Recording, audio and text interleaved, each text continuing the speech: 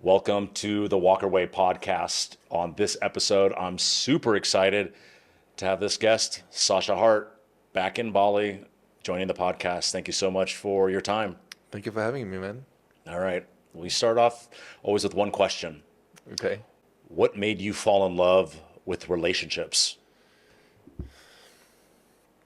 It's actually a very easy question for me to answer. It's because I was raised and born into the most beautiful fairy tale childhood. I was just so much like, I was blessed with time, love, and presence by both of my parents. So seeing and experiencing like very healthy dynamics of relationships and the communication behind it and setting boundaries and everything else, like I was just raised into this. And there was a time where I stopped sharing this, especially when I moved to Bali. I stopped sharing any of these very beautiful things of my past because the natural response of a lot of other people were either a lot of resentment and anger of like towards their parents because they didn't have that type of childhood, or towards me, like I want to put myself on a pedestal. And the other one was sadness that they didn't have that type of childhood. And so I stopped sharing something so beautiful in my life. And it really like it changed all when my dad passed like 4.5 years ago. And I had to look into the mirror. I was like, why am I not speaking my truth? And that was one of those. So I realized, oh my God, like I don't share anything about this very beautiful like experience that I had as a kid. And that's when I like stepped back into like communicating and talking about this.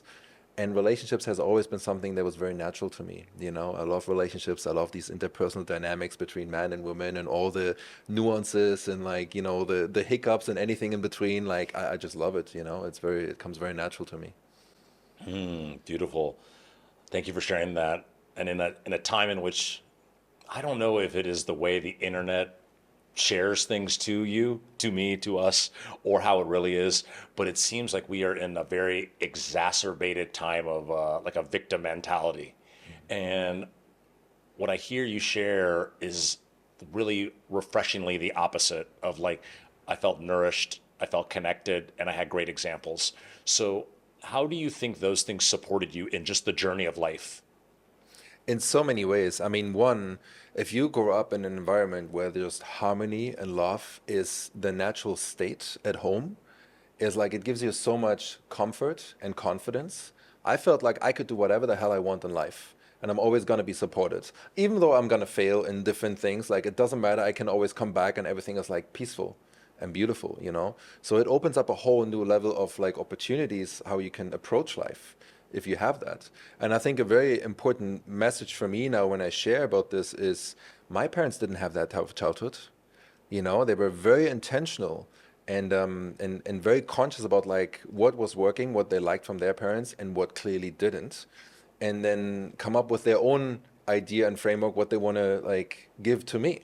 So even though they didn't have that, even though you might have not had this in the past, this fairy tale, whatever, you can still give that to your kids. You can still like have others experience that.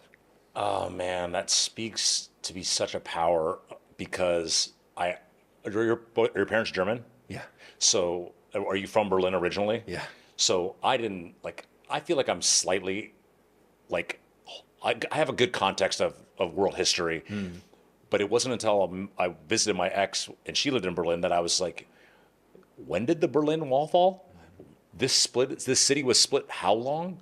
All these buildings? Oh, and you just get this feeling of like, holy shit, like the war was happening here. It is, especially in the United States, we don't have a concept of one of our cities being a part of a war because the wars are so far away. Yeah.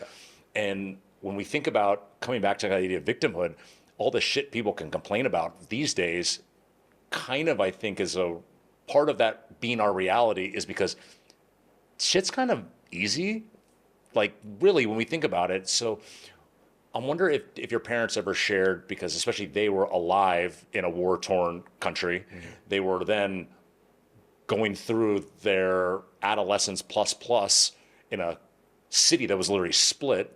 And then they had you during that time as well.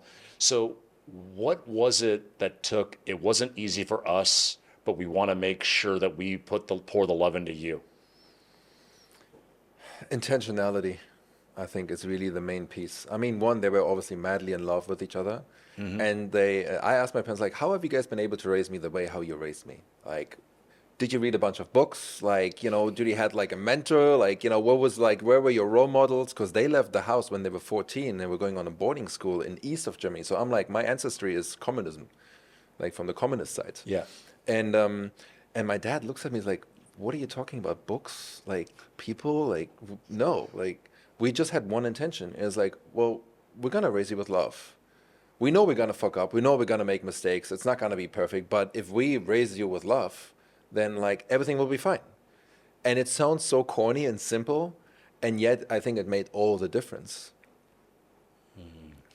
So nowadays, there can be our generation, maybe even slightly younger, let's call it the 20 something to mid 40 something group of humans. There was the I didn't have that, or maybe I had that, but we live in like, I feel like an environment that we lack a little bit of love. There feels like there's a lot more fear reaction how I live life versus love. To let fear make my decisions for me versus leaning into the edge that is showing up in love. So, what would be like your top of mind advice, especially for those that might be in a victim mentality, might think that somehow the cards were stacked against them in getting this thing that is like love and connection is a core human need. Like Yeah. our DNA is like set up to say, need this. Yeah. So for the people that don't believe in it, don't believe they can get it, or are almost convincing themselves to want the opposite because that's kind of sometimes it'd be super scary and vulnerable to say, I want a thing that I don't know if I believe exists. What would you say to those people? It's easy to live in this victimhood mentality and blame anything and everything around you. But if you really want your life to change, regardless of relationships or career or finances or whatever, like you have to look into the mirror and you have to realize everything that happened in my life and happens in my life, there's a certain level of responsibility that I have to take. And if I'm avoiding to look into the mirror and see like, okay, how have I contributed to this? Now, obviously there are things when I'm like a little boy, like I the impact, the influence that I had back then is obviously quite minor, right? But moving forward, the way how I'm dealing with this, way I'm navigating these challenges, there's a massive impact that is on my end. And the only one responsible for this is me. And if I'm avoiding this and I'm just blaming you and her and him and everyone else, then like I'll literally put myself in a position of like not being in power, not being in control. So therefore I cannot change anything. So I think it's really important to start to look a little bit deeper and see like how have I contributed to this, and understanding even though that might be super confronting and uncomfortable to see and to feel and to experience that, it puts you in a position of power, because if you realize I was responsible for this, that means I can change it.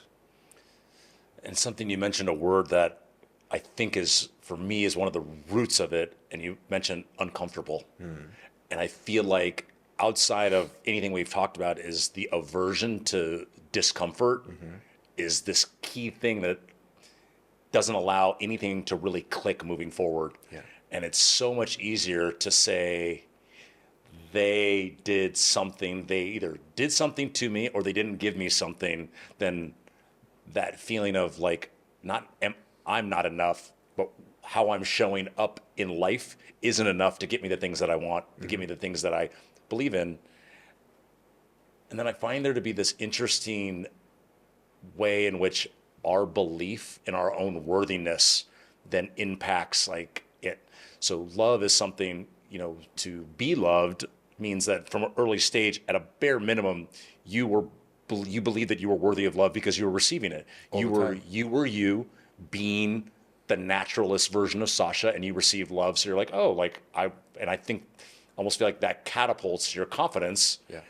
When we aren't given love, or we've created a story that we're not worthy of love, what do you think is the like a step to take to reclaim that worthiness? I love that you use the word reclaim, because I would have used the exact same one. I think the best piece, and I see this a lot in family dynamics and even in relationships. It's like once you realize, hey, there were certain things in the past that weren't okay, and I don't want to accept how that was, and I'm gonna address those things rather than just trying to push them under the rug and like ignore them. It's like, no, no, no, like you have an issue with your dad, you have an issue with your mom. because of XYZ that happened in the past, like take ownership, bring it up, actually have that conversation. And that's not obviously very easily said right now, and there's a lot of process behind it in order to make that happen. But at the end of the day, as soon as you're starting to have that conversation, and I tell you, like, look, Chris, the way how you treated me back then, like, I just want you to understand, like, this is how I really felt back then. And this is how it impacted me. And now I'm realizing all these things, and I want to bring it up so it can actually be cleared. Like we can transmute whatever that is, even if it's just for my own sake. And the amount of liberation that happens when you have these uncomfortable, confronting conversations, it creates so much spaciousness in your life that you really feel like you can relax a little bit. And that's the first step to actually creating a new reality for yourself. Yeah. Oh man. As I hear that, it's like I can feel my own versions of those uncomfortable conversations. And there's a nuance, but uncomfortable can feel painful. And in yoga, there's this term that called tapas. So tapas means to burn. It also talks about purification, and it also is pain. So I always like laugh. I'm like, I don't take all the yoga sutras like too seriously because I'm like, I'm still a human being. Like, let me have my human experience. Right. But it is this idea that one of these gurus talks about. I can't pronounce, I'll butcher his very complex, long Indian last name, but it is, how can we be grateful for pain? Because it is like this idea of pain is a blessing, and I was like, pain's not a blessing, but what I look at as pain is it is forcing us to feel a thing that we often wanted to avoid. Yeah. So by allowing the experience to feel it, no matter how shitty it fucking is, no matter what the circumstances are, it's like, oh wow, I felt that, and now I can choose a response. But if I avoided it, whatever it brings up was going to be there the whole time. Yeah.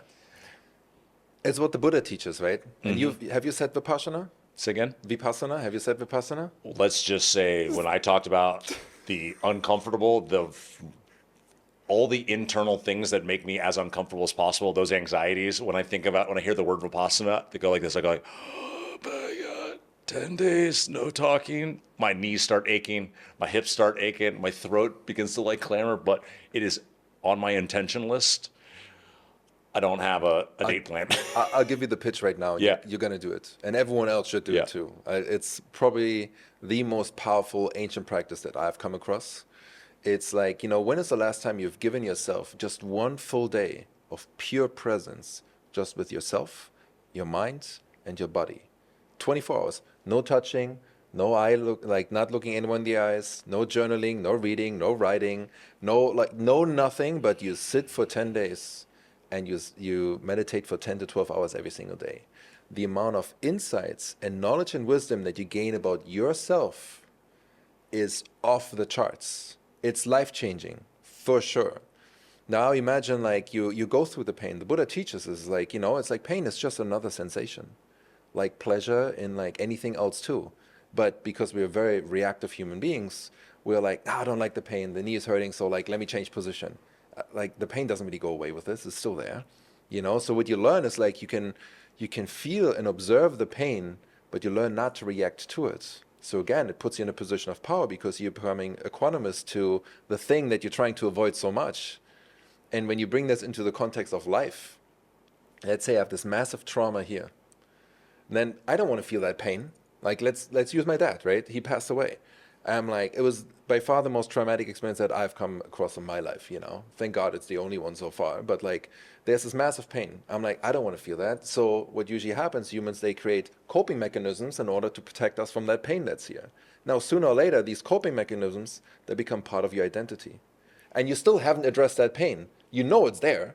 Like, damn, I need to address it. But it's like, so now later on, you realize I really need to like look into this. But you've created a whole new identity in order to protect you from that pain. So now you need to first let go of that identity, which is a whole journey in itself, which is madness. So it's better to just go into the pain straight away. It's the fastest and easiest way to actually transmute it and disintegrate it. And you said something, you used the knee as an example. And I was even working with a client the other day that like the word fixed came up so many different times. I need to fix. I need to learn. I need to understand. And I'm like, well, what do you need to fix? Because you're like, I need to fix me. And how do we associate pain and problems with the wholeness of who we are versus recognizing oh, if I sprain my ankle, I would never say I'm sprained. My ankle sprained. I am not my ankle. And that's super like, it impacts me. It's part of me, but I am not my ankle. I am not my knee. I am not all the things that might actually be broken. We can maybe come to the realization that it's not even broken at all. But whatever we feel is broken isn't us. It may be a part of us. So can we look to heal that versus thinking like we need to, oh, I am my pain. If I heal it, then I'm scared I might lose who I am because I've associated with it. Or holy shit, I can't handle all that change. And I think that's something that I find interesting. I'd love to get your perspective on it. One of the reasons I left Ubud to move to Canggu was because I felt like I was in like this environment where healing was a full-time job. Yeah, I know what you're talking about. Which just almost caused me to leave the entire island at a couple different times in the last 7 years. But when we talk about facing this pain, we're talking about, I'll use air quotes for those on audio, the doing the work. How do we see the ability to face that pain, to sit with it, to be with it? But then I like the word integration, but how do we come back to like actually living life and not just say, there's another coach, there's another program, there's another this, there's another pod, there's a whole shelf of books that someone told me to read, and I just got to pick the next one and the next one and the next one and the next one, and then I'll be fixed, I'll be enough, I'll be healed. It's an addiction to healing, and obviously that's not helpful. That's very destructive. I just talked to a friend of mine about this because she very much became addicted to like more healing. It's like, I need to heal more. I need to dive deeper into my own wounds in order to really like get rid of them. And then at some point I'm going to be worthy of like, I'm actually healed and fine. And I told her, like, look, you've done so much work. You went to so many retreats. You literally have done so much internal work. What you're doing at this stage now is like, you take a wound that is completely healed and you're like, let me rip it wide open again, put some salt in there, feel even more pain that I haven't even I don't even need to feel that pain. And then you go through the same process again. It's this vicious cycle of like healing and pain, and it doesn't make any sense to me. If you've done a serious amount of work, then like the highest level, I believe, the highest level of like you actually understanding is like, no, I'm good, I'm healed, is like, you know what, I've done all this work, I'm fine. Like there's nothing, I don't need to go back in there and like do more. Like you reach a level of like, actually, you know what, I'm fine. So I guess I've been curious because as you share that, I always think I'm back. I used to be an engineer and we did all these like science things, and there was this one time we had to read about this experiment where they somehow blocked the dopamine receptors of a rat. Like we didn't do this with the rats, but that was the study that we were looking over. And when you block the dopamine receptors of the rat, because eating gives us dopamine, like we're like, oh, full, satiated, like win.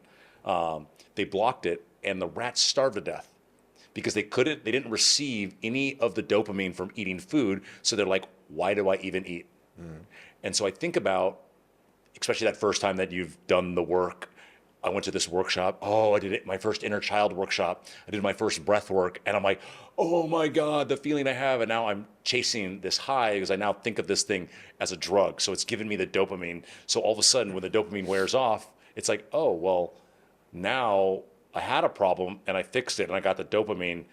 If I can't find a problem, let's create a problem. Yes. And from what you just shared, it's almost like, oh, a surefire problem I know how to create is ripping the Band-Aid off of an old one and being like, oh, like it's bleeding again. It's bleeding again. You Let's do a thing again. It happens a lot, and if you're around people all the time, especially here in Bali and in Ubud, they're like, everyone is about healing and transformation, whatever, and like, going into the pain. Like at some point, is like you start to just follow the narrative of others too. Mm-hmm. So it's very easy to just like get caught up in this energy that is surrounded by your environment, that you really like, you're just getting caught up in this, like it's almost like digging your own hole and just digging it deeper, deeper and deeper. And rather than realize like, wait a second, I don't have to dig. I can just take the ladder, go out and like, have the sun and like enjoy life. You know, like we make things so complicated these days. Yeah. And I look at, we can make it complicated. And then there's also what has happened. Because so I always think sometimes like there is the victim mentality I never want it to take away from the understanding that people are victims of things. Sure. Shit has fucking happened. Yes. It sucks. It wasn't fair. but there's a difference between I was a victim and I'm staying a victim. So I look at, even coming back to relationships, I look at no matter what we want to talk about, and sometimes we focus more on all the challenges that it has been to be a woman, and we forget that there's plenty of shit. There's a reason, this is not a justification, this is not an excuse, but there's a reason men do the shit that they do. And it's been passed down. So here's a wheel of the status quo of how men operate, and here's women, and they've both been negatively impacted. And then it almost feels like because of that, I always think of sometimes in Bali, the Dubais, the Miamis of the world is saying, oh, if I get fit or get rich, then I get the thing I want, the hottie, the chick that most likely wouldn't talk to me when I was in high school. And now, I have these things, and now I'm enough to receive this. Like when I was in high school, it was always the kids had the big trucks or like the little Fast and Furious cars. And it was like, oh, I got that. Now I can get the chick. And then for women, it can sometimes be, I need to look a certain way, my boobs, my ass, my belly, my face. I don't really know where this whole lip fascination has come from of recent years, but that's on the list as well. And then I'll be enough to get the love. But I want to get the love to be taken care of. So I want to find the guy that's rich that will take care of me. The man is just like, I want to find the hot chick that'll let me sleep with her, that I can be seen with. And so we create these different status symbols. And the reason that those are the things that make us feel like we're enough is because some shit's happened to us. So in looking at this dynamic where men have been through shit as men, as humans that are men, women have been through shit, what is the process to break down the barriers to begin to not just be worthy of love, but to actually create high functioning adult relationships? Oh, wow.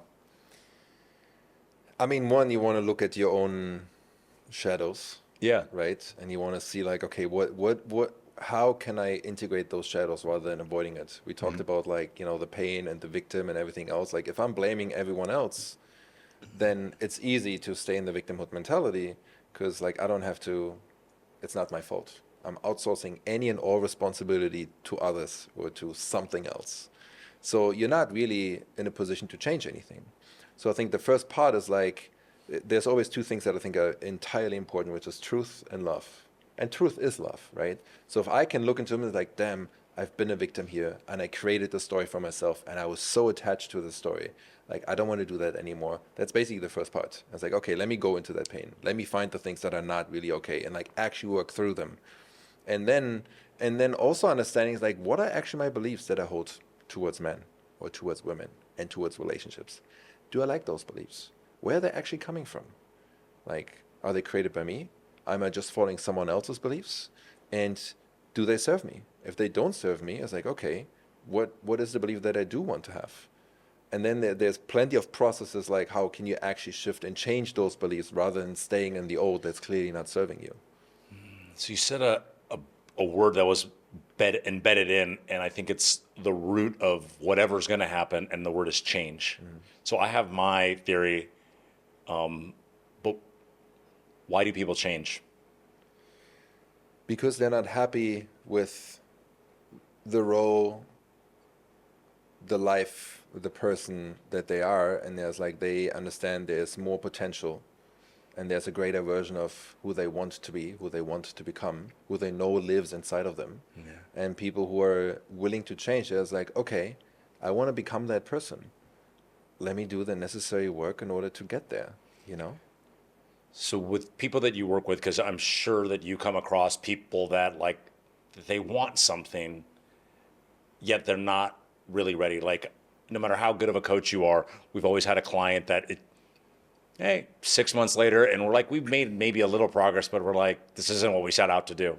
Like they wanted to change, but then they didn't change. Versus they wanted to change, and then all of a sudden they really went all in on the changing because changing's uncomfortable.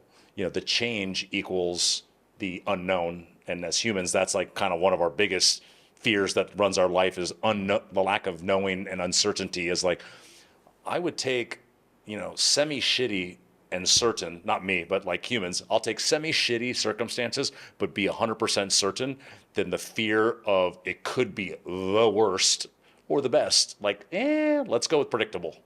So for you, what do you think outside of, oh, I want something, what are the things that people that actually create change in their life, that choose change, that lean into love and truth, what are the things that are coming up for them that get them over the hump of, I want to put action into change? Dream goals. Say again? Dream goals. They have like specific dreams and desires, and those become their goal. Like my clients, they're like high achievers. Some of them are like hundreds of employees, huge businesses, billion-dollar business, whatever. And they have accomplished so much in one area of life or in multiple areas, usually as at the sacrifice in others. And then they realize, wait a second, no, I want this also to be a 10 out of a 10 because of XYZ. Not because I want $1 million, but like because I want to buy the big house and like have my own family in the garden, do barbecues with all my friends.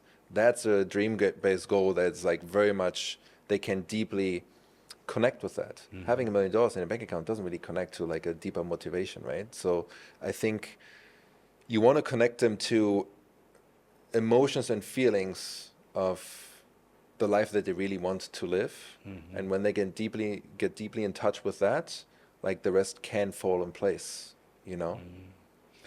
Yeah, I mean, I love this idea of dreams. And as I almost come back to even the conversation, what you were sharing about the Vipassana, and as a yoga and meditation teacher, all these things are in it. And it's like, how do we begin to drop the small I ego aspects of it? And how do we listen? And the why of Vipassana is scary to death is just like, oh my God, 10 days of peeling back the layers to really listen. I'm like, oh my God. But in that listening, we can begin to decipher what I think is a really important deciphering moment of what is my dream versus my parents' dreams Yes. versus society's dreams, my brother's dreams, my friends' parents' dreams, all the dreams that before we had a connection to like the big I, the Atman, the true self, the soul, whatever it might be, like they got put in and they got implanted, and then we thought we were those dreams.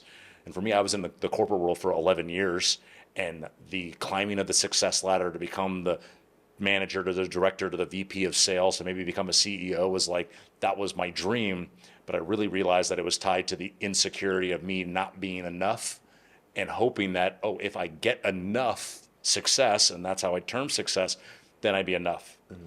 And then the funny thing is, as I've dived even deeper, it was like I'd be enough to not have to rely on somebody else's approval. If I get this rich, this, da, da, da, I don't have to curate how I operate. I can just be like, fuck you. You can't fucking touch me. And so it's so interesting of this thing that I wanted to lift me up was ultimately to protect me from being dependent on people, because I didn't think that people would help, Yeah. would support, would love, connect. Yeah. And to come full circle to what you shared, I also came from a fairly loving mom and dad. They were there's some nuances to their discipline and maybe some feelings that came out of it, or my dad being a very hard-ass coach, but I had loving parents. And still I was able to find little stories that kept me from that full love, that confidence that I can do anything. I could do anything if I edit myself in these specific ways. And how that journey really was like, oh, to then realize what is big, the essence of Chris Walker, what is big I, what is that dream, and then how do I fulfill that dream? What is that dream?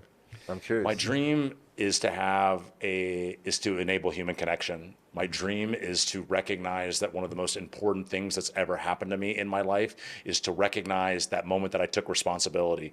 It was not my boss, it was not my ex-wife, it was not my parents, it was not all these outside things that were causing me anxiety and stress in life, like anxiety and stress to the point of panic attacks on a either having them on a regular basis or almost having them.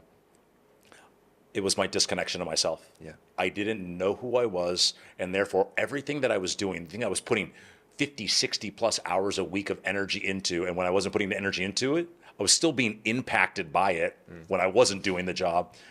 None of that was aligned with who I was. And who was I? I was a person that liked solving problems. Thus, all right, solve problems. You don't have money, become an engineer. That when I was in high school, that was checks the box of, hey, we'll have money and we get to solve a problem. We like that. That turned into tech sales. and then 11 years in tech sales. And after 11 years, and after I found yoga, I had this moment of being like, I don't care about the problems I'm solving or the people that I'm solving them for. Yeah. But I am a problem solver. And then I recognize this aspect of connecting to self and then allow that to deepen the connection to everything else that's out there. And I hope, pray, have faith, and trust that by me continuing to dive into this, that I can help the Chris Walkers of 8 years ago find that moment of connection. Yeah. I wasn't going to listen to my mom. I wasn't going to listen to my ex-wife. I wasn't going to listen to my therapist. But maybe if Chris Walker of 8 years ago met this Chris Walker, he'd be like, oh, I don't have to go learn the hard way of crash to rock bottom and then scrape myself up off the bottom of that canyon. Yeah. So Nice. my dream is to have that impact and serve the world in that way. Yeah. Nice. I like it. Thank you. Thanks for asking. I feel like there's like the moment of being interviewed in your own podcast, but I mean, it's a, we're having a conversation. No, exactly. So, like, no, yeah. thank you for asking though. Yeah. It's interesting that you mentioned one thing, especially talking about high performers. And I remember when I first met you, you were less maybe talking about dating and relationships, and this might have been when you first came to Bali, but you had mentioned working with high performing women. I'm curious to know how that kind of became a niche of working with high performing women. I mean, one, and this sounds really corny right now, like it kind of found me more than the other way around. Mm-hmm. Like, actually, for the longest time, I didn't even I want to go down that path at all. Because everyone here in Bali is a coach, and I'm like, oh my God, they're not really walking the talk, and I don't want to be associated to it. So I'm like, I'm going to stay away from it as much as, as far as I can. But I just, my first client was like a boss lady from New York. And I've realized I've done this job for like such a long period of time before even like it became a job, or a thing. And at some point people just wanted to pay me for it. And I just started in that bracket. I'm like, okay. And it always comes back to like the same things. It's like interpersonal connections and relationships, right? And inner confidence, communication. Like these are the main things, regardless. And when you talk about relationships, it's not just romantic relationships. It's the relationship that you have with your mind and with your body. It's the relationship that you have with your business partners or your colleagues or your staff or your family, your sister, your mother, who knows? It's like those are all we have right now. We have a relationship, and people always create these, like compartmentalize it so much rather than also understanding like it's the same principles that you can apply to all of them. And if that's truth and love, which are my main two principles, then like it's going to transform all of your relationships in the most beautiful way, So how did it happen? I think coming back to the pain that you've mentioned before, so many women have really experienced really traumatic experiences. There's an element where I realized for us men, like showing up in a way where we didn't try to get into their pants, where we're just like a more healthy representation of the masculine, and creating some sort of a container that makes them feel safe and a little bit more seen and heard and understood, makes such a huge difference in their lives, And I think because they can spot and feel that, even though they don't necessarily understand it, it allows them to open up and like go through their own transformation so much more, especially in the relationship with the masculine, Yeah, it's So my ex-wife was like a social worker, so I was the provider of everything, but then also she also still was high performing and just didn't bring in money. Yeah. And so there was like kind of like a double negative.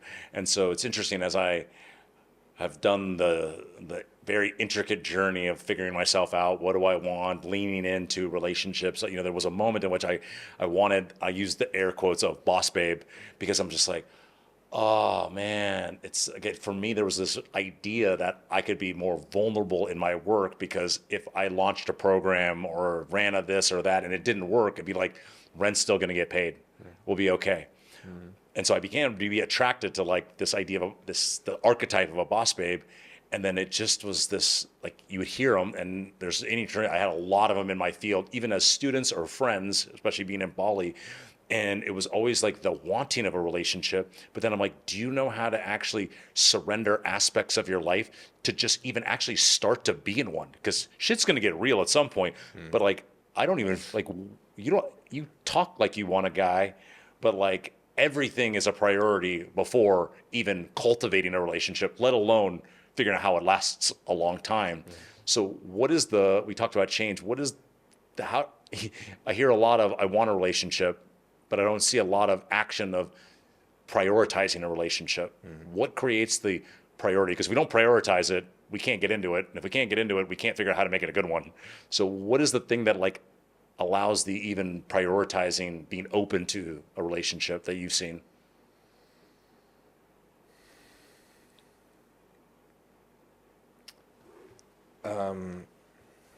Ask that question again. So relating's challenging. We just Sure. talked about that. Yeah, yeah, So yeah.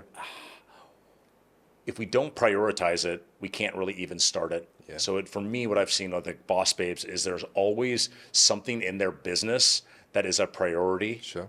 And when that priority is a certain mic, it's just like, well, what's the point of me even trying to connect with you when there Yeah. doesn't feel like there's any road for me to be a priority in your life? Yeah. And at some point, if we were going to be in a relationship, the prioritization of the relationship needs to exist.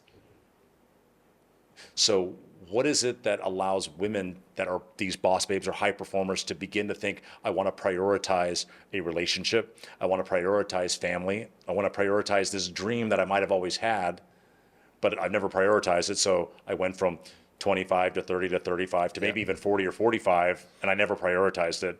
How do they begin to prioritize it? Cool. So I think because we're talking specifically about women, right? I think the Yeah. first piece, especially for these high-performing women Yeah. that running big businesses, they their relationship, the inner relationship between the feminine and masculine, are not quite balanced. They obviously have to perform very much with their masculine traits because they're running big businesses, and they're having a hard time stepping back into the feminine. And then what they approach is like, I need to find a more masculine, a more alpha kind of man, so I can step into my feminine. I'm like, no, girl, it's the opposite. You need to learn how to get more in touch with your feminine essence, because otherwise, what's going to happen? You attract another alpha guy, so now you have two alpha lions in the cage.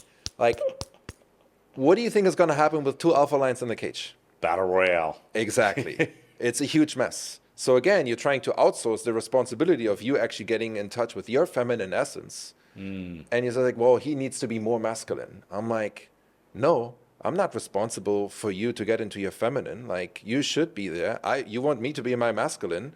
And then like we can actually have a very beautiful polarity, you know? And I think that's the first piece for them to understand is like, my internal world is already not set up ideally for finding a loving partnership. Unless you want a very feminine man and you want to attract pussies, then like, okay, that's fine. Then like you have that polarity that you want to call the shots, you want to wear the pants, like cool. But if you don't want that dynamic, then like you are responsible for actually creating that polarity on your end so you can meet a man who can meet you then as well. Does that make sense? No, it does. Yeah. It does. And I think that's oh man, that's such a fascinating journey. And again, it's the edge, because I always have this curiosity of how human beings, specifically men and women, have just developed. I call it from the 40s, 50s, and onward. And I have so many. We talk about we use the words high performing, and we use the words boss babes, but I have just so many female friends that had just one random thing happen to them in their 20s that made them feel that they just had to pursue a career to a certain extent. And now they're in the 35, and not even saying they were a boss, but it was just like, oh, like I had like an IT job and I needed to have the IT job to make the money to feel like I was doing something, because I got randomly put in that pressure of like, don't you want to do anything with your life? And somehow I got shamed, or they got shamed, that the idea of, having just a way to bring a little bit of money in, but just to be a mom wasn't enough. And there was something that I was always confused. I lived in the South or Northern Virginia, which still feels very Southern. Okay. And I remember my neighbors were from Georgia, and every time they would do a barbecue, everybody that was 23 and up was married, and everyone that was 25 and up had kids. And I just was like mind blown. And then I just began to think like, they could be crazy and stupid, or they could have just known what they wanted. A man knew that he wanted to be a husband and a father and a provider, and a woman knew it's like, hey, I want to be a mother and take care. And so are they crazy? Are we crazy? Or how do we just find this level of like, can we just accept exactly where each one of us is? Yeah. And if, as we were talking about earlier, if I am not where I want to be, what do I have to do to get there? Correct. To then maybe attract the thing that is my pull, whatever it is, if it's a partner or not a partner, whatever it might be. So it's yeah. Oh man. There's no right or wrong. There's no right or wrong. You know, No. if someone wants to have kids when they're like 23 and like have the big house, the white picket fence, and like, you know, the big car, whatever, and like that's the life that they want to live until the end of life, fine, be my guest, do your thing, you know, but like don't just follow this societal norm because like everyone else did it and you realize, no, actually that's not what I wanted in the first place. Then own that. Be honest and truthful and like real with yourself. It's like, that's not what I desire. That's not what I want. You mentioned society norm, and it's funny. I had actually asked you before about like what your thought on shadow was, because Yeah. I feel like sometimes it's overly brought up all the time. It's always like, oh, the reason it's not your shadow, you need to face your shadow, da da da da. And like, so I was curious, and it just naturally kind of flowed into this conversation. But I found a really beautiful use of the shadow. The shadow is what we create when we've said this is what we're supposed to act like. This is the right way that society says this is how you should be presented. And then there's these inner feelings that exist on the other side of that. And then what do we do with it? So, you know, we look at like whatever the should is. Some group says you should do this, and some group says you should do this, and they're the exact opposite. Whatever one we subscribe to, if it's not our subscription, if it's not truly want to be, there's probably part of us that says, I get that. And part of us that says, I'm actually the exact opposite of that. So in those moments, how do we allow ourselves to be with, confront, work on, acknowledge the things that we think, the people that we want to think the best of us would shame us for? I think I always like to subscribe to this idea of like, if I have to piss people off and me being myself, that's fine. You know, I rather express my truth and what I believe, truly believe. And I want you to tell me the uncomfortable truth. And if you don't like something about me or whatever, then at least we're having a foundation that's based on reality, not in this illusionary state that so many of us create. And I think if we do that, like we almost like turn into a role model for others to be a little bit more truthful, and to be a little bit more authentic and real. And then if we all do that, it ultimately comes like a natural selection process. It's like, I'm honest with you. It's like, you like me? Cool. We resonate? Amazing. You don't like me? All right, you go this way, I go that way. What's the problem? There are 8 billion people out there. You know, like I don't need to be liked by everyone. And I don't need to like everyone either. So it also takes this pressure away of like wanting to people please.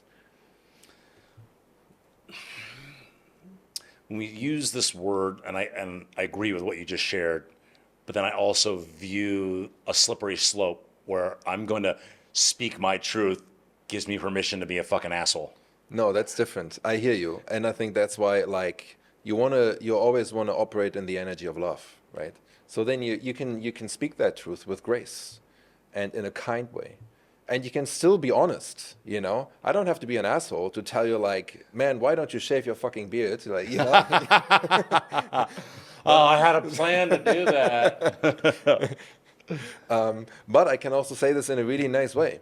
Yeah. You know, and I can still tell you honestly what I think. And I think that's the difference. Like if you operate with this energy of love and you combine that with truth, it doesn't matter what's going to happen. It will always be fine because those two are like, I believe, like one of the most two powerful forces that exist, you know, truth and love.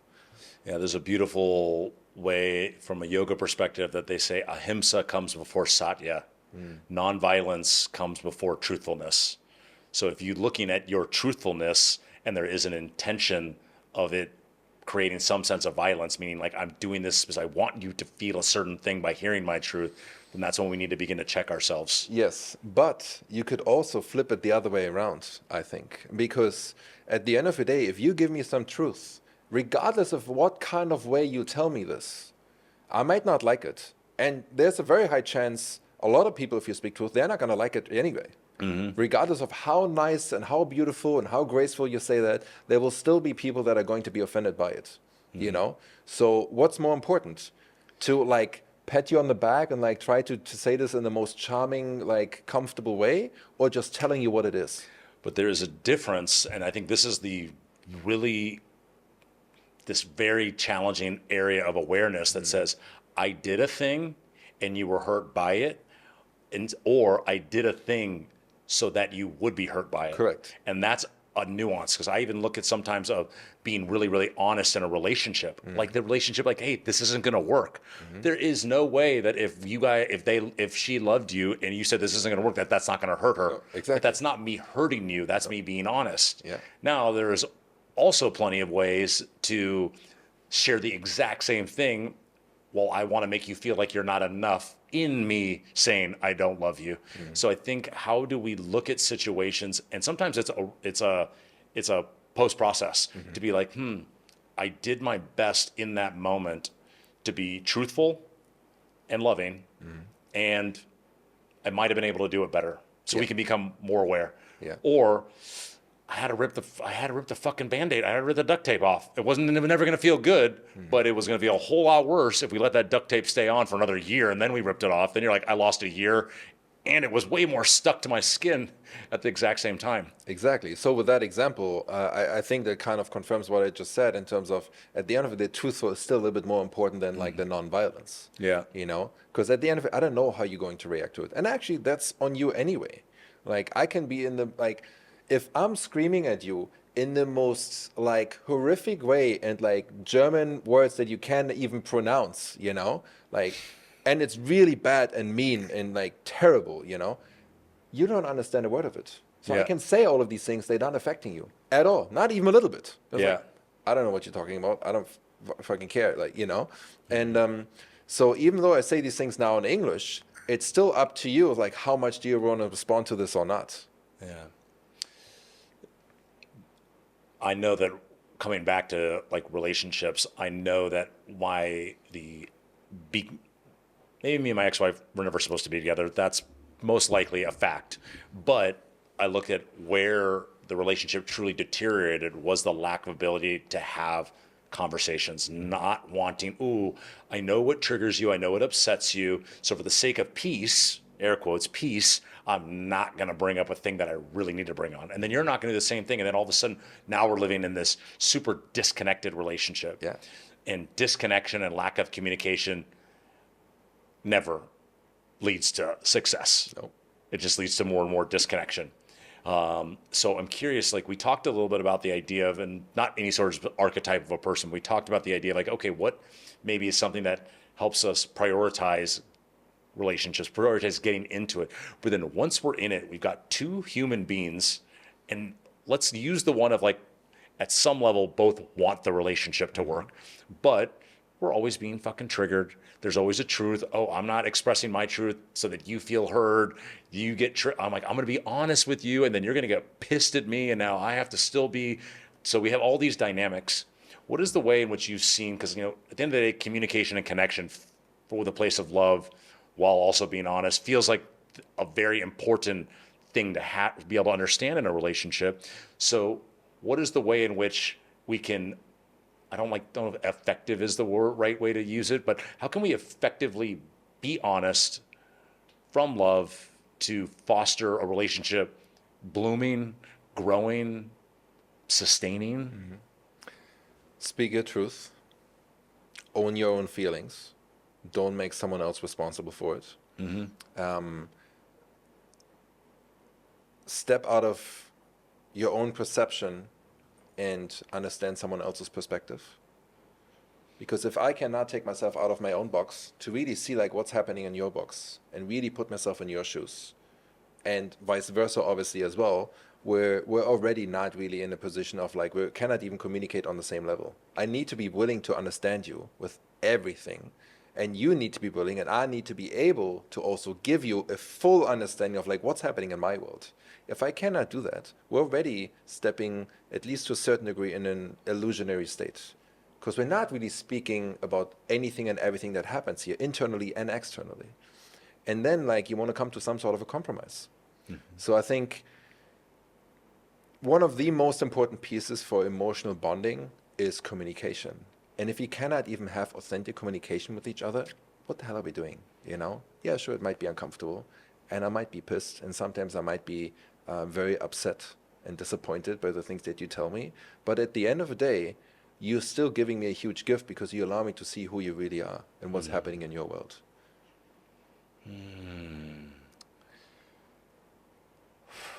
Really feels like the word that comes to mind is both human beings in those relationships capacity to have empathy.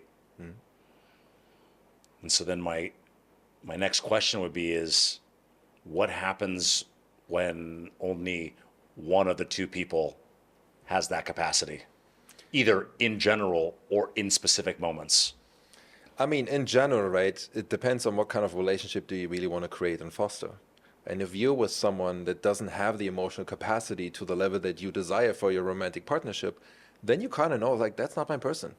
I might have a lot of love for this person and there might be a lot of chemistry here, but clearly there's a lack in terms of compatibility because there's certain values and principles that I need for me to feel like I'm having a healthy relationship that are not met. And that's okay. That will happen a lot of times. But if I'm not acting on it, I'm actually stepping away from being honest with myself. Because now all of a sudden, I'm keep engaging in a relationship that's not really set up for certain values and principles that I need for my partnership. So like now I'm lying to myself that everything is fine, but it isn't. And for specific, very specific topics, I think it's, one, I guess like we need a little bit more of a clear example because like it could be anything from like I can just accept the fact that this is something you cannot hold and we cannot meet here, Yeah. but it doesn't affect the relationship Yeah. in all other areas of it. That's fine, like sometimes we just have to accept we're different. The way how I process things is very different to you, and like we should be okay with that. But even then, if this is like really important, it's sex life. And like I need to talk about my sex life with you and you just like being totally blocked off and disconnected from it, then okay, I have to go back to how much is this going to affect my relationship with you moving forward. If I can handle this and I'm actually okay with it, then okay, fine. But if I'm telling myself I'm okay with it but I'm not, then like again I'm lying to myself. Like who's winning and who's losing? We're both losing. I'm not honest with you, I'm not honest with myself, so therefore we're stepping more and more away from reality. And I think when I hear every time I hear I always like think that a lowercase and a big I, lowercase I and uppercase I, and like oh, there's lowercase I from the ego need this, but then there's the big I, and sometimes because lowercase I ego is the things we're feeling like in the present moment, and it's like oh, I want this, and then we sacrifice what we truly want, like the real essence of what we want from a relationship. We sacrifice it because of the little things here. And it's so often it's like, oh, I want somebody that looks like this. I want somebody, sometimes for women that has this ability to take care of me. But I know at a really level, I want just someone that will show up for me, someone that will hold me, someone that will unconditionally love me. But little I says, I want a Louis Vuitton bag now.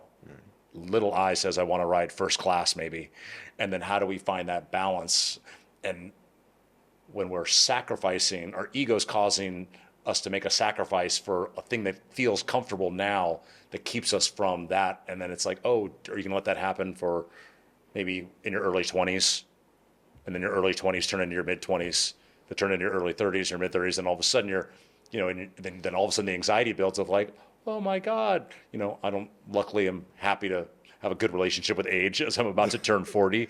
But these moments of being like, oh, now it's too late because I'm now creating this time construct on top of all of it.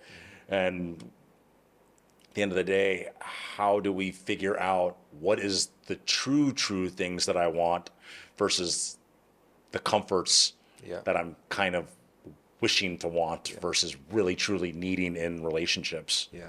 And then you take this one step further, is like, how much do I allow short-term gratification to overpower long-term satisfaction? Because it's so easy to go for the temptations that are here in the moment, like, but like how much we know if this is really aligned or not. We know deep down, like that internal dialogue that's happening. Am I allowing to engage in this internal dialogue and see like, I'm stepping away from my truth. I'm stepping away from like what I really desire, and I'm choosing the temptation, the short-term gratification, even though I know actually I want this. But let me go for this because this is a lot more shiny right now. What are practices that either you do, clients, whatever it might be, what are practices that allow us to cultivate that knowing? I have mine, but I'm curious that idea of like, I'm a practice that does not give me short-term satisfaction. I practice anyway because I know 100 that this is what leads to the long-term sustainability, the thriving in life. I think you need a North Star.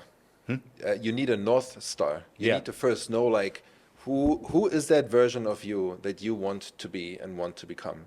How does that version shows up for themselves? How does it operate in the world? How does this version engage with men, with women, with these temptations and everything else? And then like just have a very honest evaluation with every single action that you take. Was this aligned? Was this not aligned? You know, and like I said, people make things very complicated, but at the end of the day, it's just like, I took this choice. I know I want to be that person. Is that choice an alignment for me to get to this person or stepping away from it? You know, and then once you realize, it's like, why did I step away from it? Yeah. So then you go in this reflection kind of mode, and then you find some answers. Yeah. If you really are gonna like dive deep with this, you get some answers. Yeah. And that will inform like, okay, what do I need to shift and change in my life and my behaviors and the way how I think in order Yeah. to get more in touch with that rather than stepping away from it. Yeah. I interpret that and edit it as being like, how do I create my ideal identity? And then ask myself, okay, now that this is who I am, what does this person do? Exactly. And I look at the difference between like, oh, like I am thin or fit. And these are the things that I do to be thin or fit. Well, thin or fit, oh, now we're like putting our identity around our physical appearance versus thinking like, I, Chris Walker, identify as a healthy person.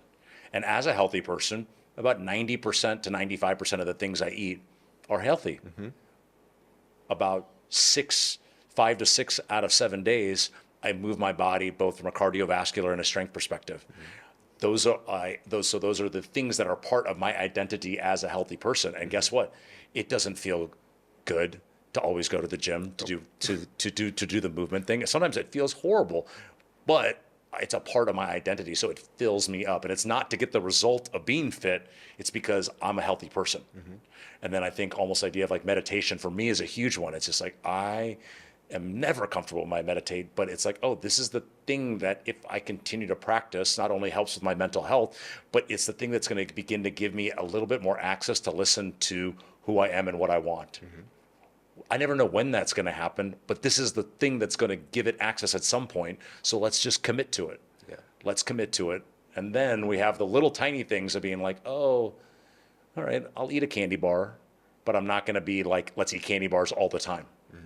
And then I think about how that then translates directly into the relationships that we have and allows you to much, much quicker realize like, this is not going anywhere. So I can have my fun here, but if I truly want what I want, every moment that I'm in this is taking away from my opportunity. Yeah. And I love this analogy of saying each one of us has a garage. Okay. You have a Queen Mobile garage. I have a Queen Mobile garage. A woman would have a King Mobile garage. Our garage needs to be completely clean because our garage, when completely clean, fits one Queen Mobile inside of it. Okay. So if we got 2 bicycles, a trash can, and a couple ATVs, those are fun. But then the Queen Mobile is going to go by, oh, I can't park there because it's full. So I need to clean it out. But then the challenge is we need to clean it out. And just because it's clean doesn't mean the Queen Mobile goes right in. So it needs to be clean for a period of time. We need to have a series of actions showing that it's clean, showing that we're ready for the Queen Mobile to then maybe allow it to come in. And then, of course, then we need to keep it clean the whole time the Queen Mobile comes in. So it's like, oh, what are all the things that I know I need to be doing to prepare myself, to put the actions out there to be ready to receive the thing that I want? Yes. Knowing that if I'm not doing that, I'm then doing the counter of that. I'm maybe pushing it away or repelling it. For sure. Like my analogy of this is, okay, you're creating this dream version of a partner that you desire. Like that dream woman is like, this is what I want. This is this dream man that I desire with absolute detail. And then I'm like, yeah, but you forget the most important thing. It's like, if your woman is here, you create this and you're here, it's like, she's not going to see you. Like, you need to meet her also. Like, are you that version that she's going to be attracted to? Like, are you that version right now in this moment or not? If not, okay, where you're not really fully aligned with that version that she would want to date as well, that he would want to date, you know? It's so easy to like create this dream partner in your mind and like envision it so deeply. But like, what about the missing link, which is you? You know, are you that version that he wants to date, that she wants to date? How do we work on becoming that version while still believing that we are enough as we are? So, hey, I'm worthy and I'm enough as I am, but yet I need to grow or become maybe more to get what I want. Like, how do we play with that by being like, oh, if I get the extra dollar, like, oh, I need to make 100 grand more a year, and then I'll be enough. Versus, I know that I need to rise to the level of the woman that I want in a healthy way. Yeah, I think like, you know, obviously it's a level of self-love that you need to cultivate within yourself. And like you cleaning out this garage and making sure it's empty and nice and clean and free and pure and whatever, like that's one piece. And it's like, okay, I want like there's a very clear intention. It's like this is what I desire, this is what I want, and I'm gonna take consistently the right action steps in order to get that. That in itself will build up your inner confidence and your inner self-love, you know? And then there will be challenges in between, and then we got to face them, and it's like, okay, how is that version create like reacting to these challenges? Yep. And then like you'll find that person. It's this typical thing of like, if you want this very specific energy, like become that energy. Yeah. You know, like it's so easy all of a sudden. It feels like, okay, yeah, I want this, so let me become this. Yeah. What I hear you almost like to simplify it, it's not like I need to go do more, but I need to become the best version of myself. Yeah. Because when we look ourselves in the mirror, it's like, okay, what are the coming to self-love? If I really love myself, would I be doing these things? And it's not to say that good, bad, right, or wrong, but that those aren't loving things. They're not things that are allowing me to be the best, fullest expression of who I am. So then how can I want the best, fullest expression of a queen when I'm not being the best, fullest expression of who I am? Not that I'm lacking, but I'm weighing myself down. Yeah. It's like just becoming more aligned. Yeah. You know, it's less about like, I need to become more. Yeah. It's just like, how can I align myself, my actions, my thoughts, my mind, the way how I communicate, more and more get into alignment with the version that I want to become, you know? It's like this thing with money. It's like, oh, if I make $100 million, then like finally I will be really happy. You know, if I finally have like XYZ, then I will find my woman. It's like, no, actually, we all know that doesn't really work that way. You know, just like take consistent action steps every single day. Yeah. Analyze yourself, reflect, go into this uncomfortable truth to see like, where am I not taking aligned action? And then take a little bit more of an aligned action. Consistently over and over again. Your life will change. It cannot stay the same. Oh man. Well, there's this feeling of wanting this conversation to last for an indefinite amount of more time, but we are drawing toward the end of our time here. So as we come into closure, I guess I've got one of two questions that you can answer, one or both of them. Okay. What is a piece of advice that you held true that you're like, oh man, that was bad advice as you see it now? Or what's a thing right now that you would consider some of the best advice that somebody else gave you? So basically, worst advice and best advice. Worst advice, that's just how it is. Say again? That's just how it is. Who says that? You know? And best advice, I just talked to a client of mine about this the other day, and we were both coming to this conclusion, like, if you want to, you can be invisible. Meaning you make your own rules. You don't have to follow by anyone else's rules. Like, it's your game, it's your life. Like, you're gonna live alone, you were born alone, you're gonna die alone. Not you live alone, but you were born alone, you die alone. Like, you are fully in control. What are the rules that you want to play in for that life?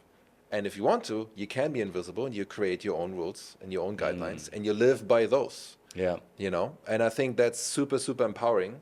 And I wish we would all incorporate that a little bit more because it creates so much more sovereignty for our being.